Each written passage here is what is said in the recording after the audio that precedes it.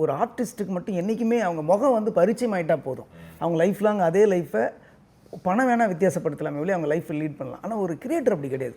Creator வந்து சுவிட்ச் of பண்ண மாதிரி அப்படியே இதாகிடுவாங்க. ஸோ இப்போ வந்து என்னுடைய சக்ஸஸ் வந்து அந்த நம்பிக்கையை கொடுக்கணும்னு மட்டும்தான் நினச்சேன் நான். இப்போது எப்படி ஒரு ஆர்டிஸ்ட்டு மற்ற டெக்னீஷியன்ஸ் திருப்பி வராங்களோ அதே மாதிரி ஒரு கிரியேட்டரும் கிரியேஷன்லாம் திடீர்னு சுவிட்ச் ஆஃப் பண்ண மாதிரி ஆஃப் ஆகாது. நீங்கள் கேப் இருந்தாலும் அந்த நம்ம சினிமாவோட தொடர்புலேயே இருக்கணும். அந்த லிங்க்லேயே இருந்தால் திருப்பி வரலாம் அப்படின்னும் போது வேறு யாராவது சுணங்கிட்டாங்க கொஞ்சம் தங்கிட்டாங்கன்னா இந்த பாரு அவனும் வந்துட்டான் பாரு நாங்களும் வரலாம். அப்போ கிரியேஷன்றது விட்டுலாம் போயிடாது, திருப்பி உழைச்சா திருப்பி வரலாம் அப்படின்னு 60 வயசில் பாபி பண்ணியிருக்காரு ராஜ்கபூர் சார்.